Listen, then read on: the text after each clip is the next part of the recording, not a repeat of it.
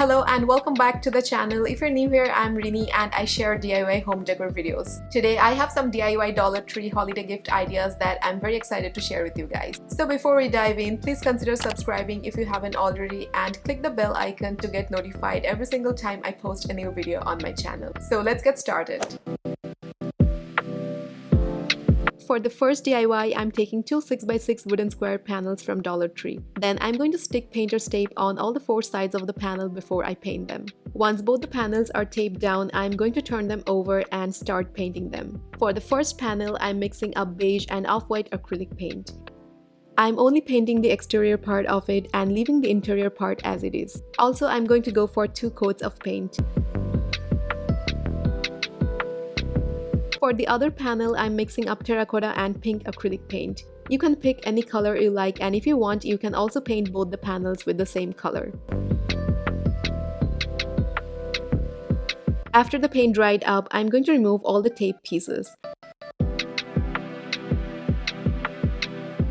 Then I'm placing one panel on the top of the other, and in order to join them together, I'm going to use this hinge and clasp set. I'm taking 2 hinges, some screws, and a clasp. First, I'm making sure all the edges of the panels match up and align perfectly. Then to secure everything in place, I am taping them together. This is going to hold both the pieces together while we attach all the hardware. Leaving about 2 centimeters of space on both the sides, I'm going to attach the hinges.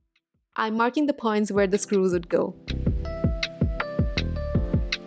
Then using the pointy end of a compass, I'm poking into the markings. This will act as a guide for the hinge screws. Now I'm placing the hinge again, and after ensuring all the 4 points line up, I'm going to attach the screws with the help of a screwdriver. Then we're going to repeat the same thing on the other side as well.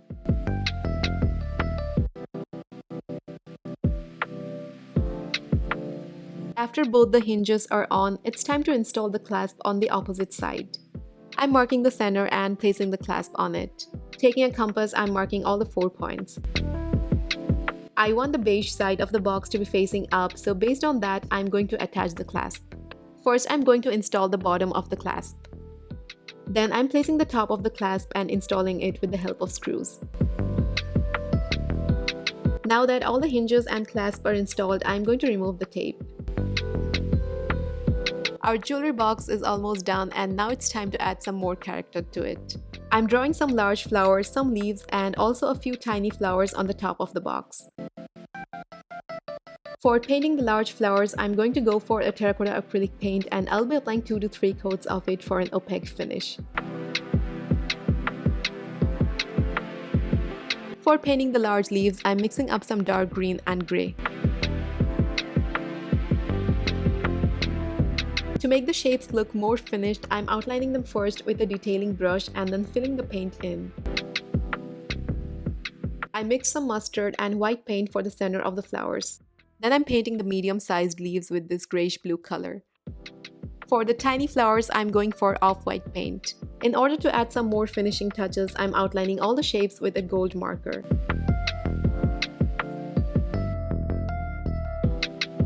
I'm finishing off by drawing little lines in the center of the leaves. This completes our DIY Dollar Tree jewelry box, which is a perfect gift for Christmas. You can customize it to any color or pattern you like.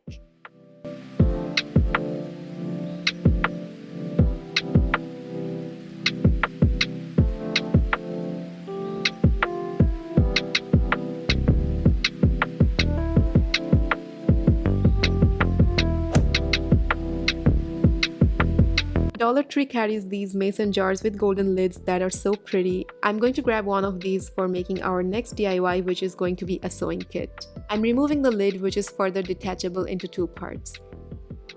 Next, we're going to grab this fabric piece, which is from Dollar Tree as well. I'm laying down the fabric, and we are going to find something larger than the lid. I found this bowl, which is about twice as large as the lid. Now I'm going to trace it on the fabric and cut the circle out. We want the circle large enough to be wrapped over the lid. Next, I'm using the lid to trace another circle, cut it out, and set it aside for later. I'm going to take the bigger circle and then leaving about a ½ inch space from the edges, I'm running the needle over and under the fabric.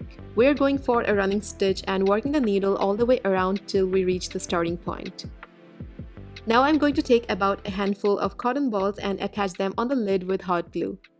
Also, I'm trying to mold them into a dome shape. Next, I'm grabbing the fabric, and after making sure both the ends of the thread are facing up, I'm going to place it on the lid. Then we're going to turn it over and pull both the ends really tight. After ensuring the thread is nice and tight, we're going to tie a double knot.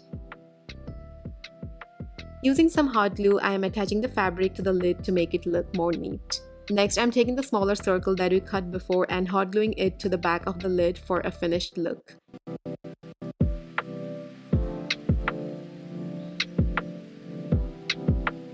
This completes the pin cushion. Now we're going to grab the ring which goes around the lid and pop in the cushion. I'm pushing it in to make it fit well. Then we're going to grab the jar, and to spruce it up a little more, I'm going to use some burlap ribbon. First, I'm wrapping it around the jar, and after making sure how much length I'm going to need, I am cutting it to size. Next, we're going to start wrapping the burlap ribbon around the jar using hot glue. Then I'm putting the lid back on, and we are also going to make a needle book now. For that, I'm going to use some felt fabric pieces. I got them from Michael's, but Dollar Tree have them as well. For the cover of the book, I'm going to cut out a 8 by 12 centimeters rectangular piece of this dark brown felt. To decorate the cover, I'm drawing a quarter circle first and cutting it out, which is going to be the center of a flower. Then I'm going to draw some sunflower petals on a yellow felt and cut them out. I'm arranging the pieces like so, and I would like to add more details, so for that I threaded black embroidery floss through a needle and doing running stitches around all the pieces while leaving a little bit of space along the edges.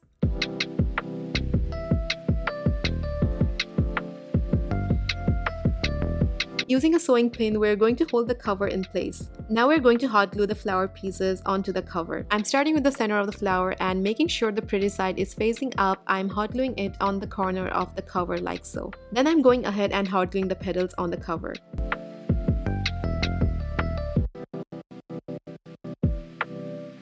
Now we're going to thread a long piece of white embroidery floss through a needle and blanket stitch along the four sides of the cover. I tied a knot at the end of the thread, and then we're going to bring the needle up from the back while leaving about less than a quarter-inch space from the edge. Again, I'm going to bring the needle from the back through the same point and then send the needle through the same loop that we made. Now I'm leaving a little space and poking the needle up from the back and then sending the needle under the loop. In the same way, I'm going to continue making stitches around the edges. After that, I cut out two rectangular pieces of this brown felt, which are 7 cm by 11 cm each. These are going to be the pages of our needle book. I'm folding them in half and pinning them together. Then taking a brown embroidery floss, I'm doing blanket stitches along the folded edges. This is going to hold the pages together. The pages are done, and now it's time to put the cover on it. I'm drawing a straight line along the center of the cover. Then I'm opening the pages in half and aligning its center with the straight line that we just drew. Taking a black embroidery thread, I'm stitching the pages to the cover. I'm doing a running stitch, which is basically working the needle in and out through the felt. We also want to make sure we tie all the knots on the inner side of the cover so it is not visible from the outside. For the final touches, I'm going to stitch a button on the front of the cover.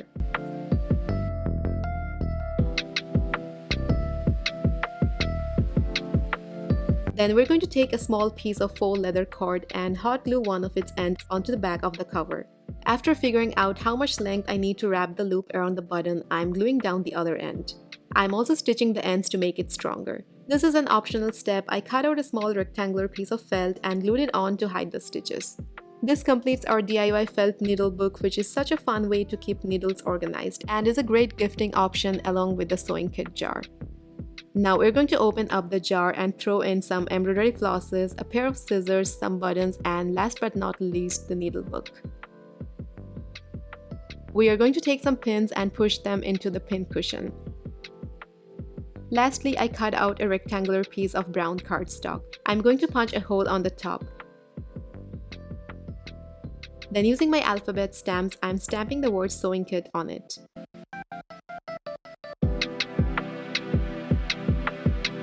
I'm also cutting out the extra end and erasing the pencil line. I'm threading a piece of black faux leather cord through the tag, wrapping it around the neck of the jar and tying a bow knot. This finishes off our DIY mason jar sewing kit, which is a great gift option for the upcoming holidays.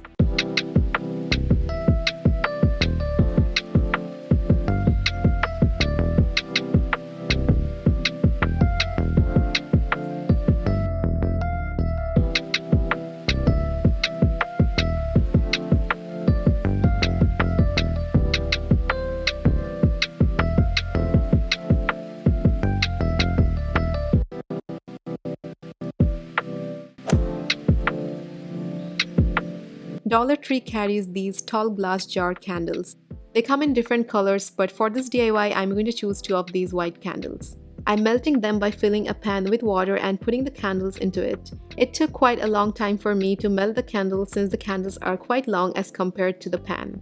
I'm going to take 2 of these terracotta flower pots that you can find at Dollar Tree. Next, I'm going to cover the top border of the terracotta pots by putting painter's tape all the way around. For painting one of the pots, I'm mixing up gray with a little bit of beige acrylic paint.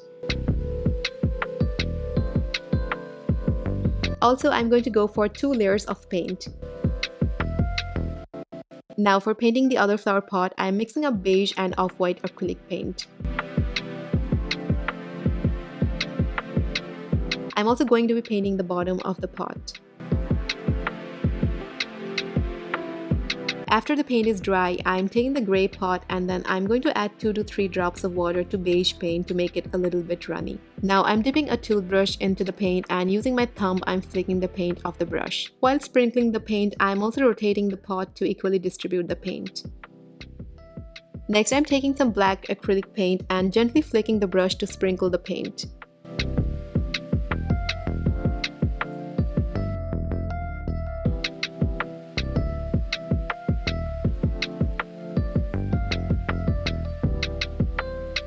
For the other pot, I'm sprinkling some beige paint first and then I'm going in with a dark brown paint to add more depth to it. Now we're going to remove all the tape pieces to reveal the terracotta border. Putting painter's tape is such an easy way to achieve a nice crisp line, and I'm so happy the way the pots are looking so far. To give them some more definition, I'm dipping my finger into dark brown paint and applying the paint right onto the rim of the pot. For the gray pot, I'm using some black paint and repeating the same process.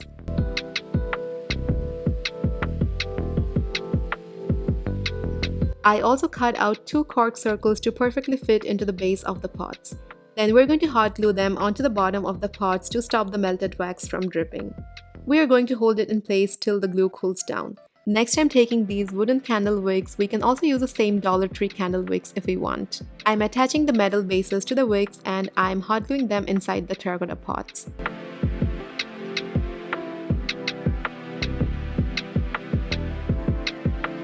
After the candles have fully melted down, I'm going to pour the wax into the pots.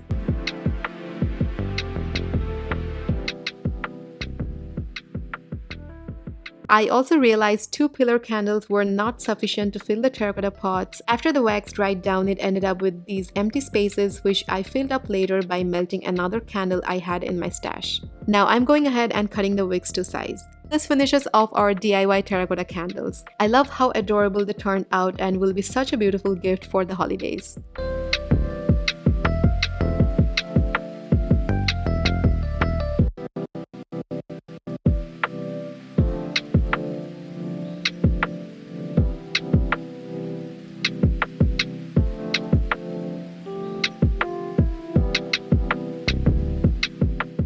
That's all for today, and I really hope you liked the video. If you did, please let me know in the comments below. You can also follow me on Instagram at DustyHues. Thank you so much for watching, and I'll be seeing you guys in my next one.